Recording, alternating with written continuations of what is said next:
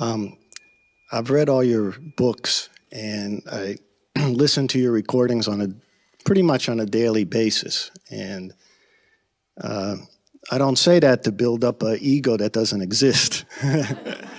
It leads into my question. What I find in trying to practice the power of now, trying to be conscious without thought, is a very heavy inner dialogue of all the principles and things that I've read, like, how should I do this? What would ECKHART say?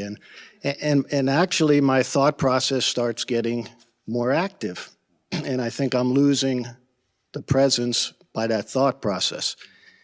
And then I think of your latest book with the cartoons, which I love, which I think there's one with a little bird in the tree. He's talking to the dog, and he's very upset. And the dog says, "What's wrong?" And the bird says, "Well, you know, I'm thinking about yesterday and this and that, and I'm worried about what's going to happen in a week, 2 weeks, about the future. What do I do? What do I do?" And the dog just looks at him and says, "Stop thinking." So how do I, it seems you try to stop thinking, and you read all this and you try to practice it, but yet in any given situation, I find that in order to get closer to practicing it or even practice it, it's causing a lot of thoughts to happen. So is that different kind of thoughts, or those thoughts that I should break that kind of habit, and if so, how? Okay, thank you. Thank you.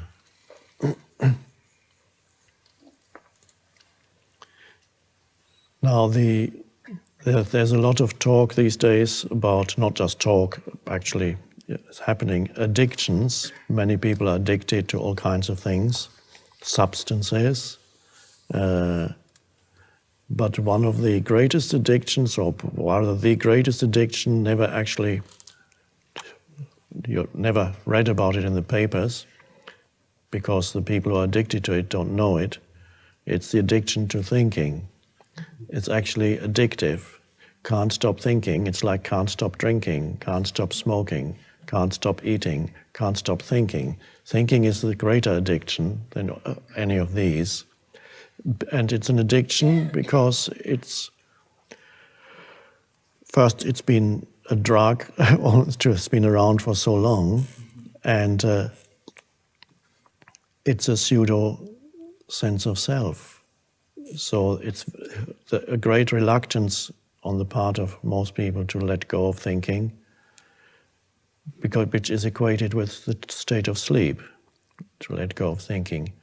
There isn't that much to understand in this teaching. There's a little bit to understand about how the ego works, but even that is just mainly a self-observation.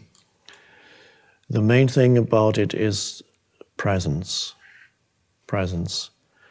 And presence is a space of no thought, but presence can also be there in the background even when thinking is happening. You can still be not completely involved in the thinking. Thinking loses the ability to create havoc in your life and confuse you. So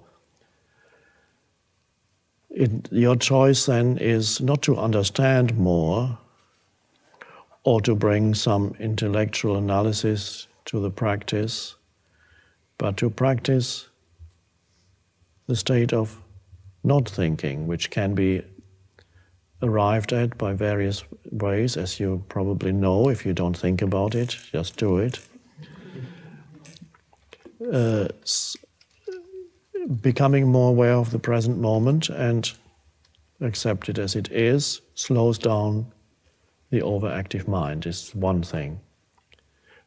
Because a lot of the overactivity of the mind is an attempt to get away from the isness, the simplicity of the present moment. So, to become more aware of the present moment as a practice, have perhaps little pointers in your office, at home, in your car. Let's say present moment or whatever, or a symbol for it. And there are different entry points into the present moment. Present moment awareness means thinking subsides, may not disappear completely, but something else arises that is primary. We call it presence or awareness. Buddhists call it mindfulness. which I don't use because it implies your mind is full of things, but it isn't, of course. It's just a mistranslation. So, to be present, first of all, use the present moment to become, but how do you become conscious of the present moment? Now, when you get it, after a while, you can actually sense the presence of the present, so to speak, directly, and there it is. But helpful things are sense perceptions, take you out of thinking. If you're not judging the sense perceptions, labeling, naming, looking around, anywhere, wherever you are, look around. Practice sense perceptions without this compulsive interference of naming what you're perceiving. Oh, that's a beautiful flower. I wonder what it's called. I don't know what it's called, so that helps. I can be free of thinking. If I know what it's called, I can say, oh, that's such, and then drop that. And see what it means to perceive without the interference of concepts, words. At this moment, for example, you're looking at me. Now, let's say between now and now, were you thinking? No. Okay, and again, between now and now, were you thinking or present? No thought. And while I speak, do you need to think to understand what I'm saying, or can you just listen and understand it? Just listen. And this is what you're doing. And so that's part of the teaching and the function of the spiritual teacher. Imparting information is secondary. What I'm telling you now is secondary. What is primary is the underlying state of consciousness, which is presence. That's the teaching. But you can't talk about that. It's underlying. But a sign that it's working is that while you listen, there's no thought. There's just an alert presence. And when the so-called teacher stops speaking for a moment, the alert presence remains. It does not need to be filled with anything. Shh, shh, like now. What is there to think about? Nothing. Now, if we do this for longer, at some point, your mind will probably start up and think, how much longer is he going to sit there? And when that happens, you can allow your mind to say, how much longer is he going to sit there and say nothing, and then come back to presence. And then some other thought will come. What's this all about? And then you can allow that thought to arise and then be present again. Which means you're not really, your priority is no longer to follow the thought where it wants to take you, because the thought has a magnetic pull. It wants more of your consciousness, but it wants to grow, because it's a little entity. It wants to grow, so it wants your attention. And in subtle ways, it tries to get your attention. It says, it might even use a bodily feeling.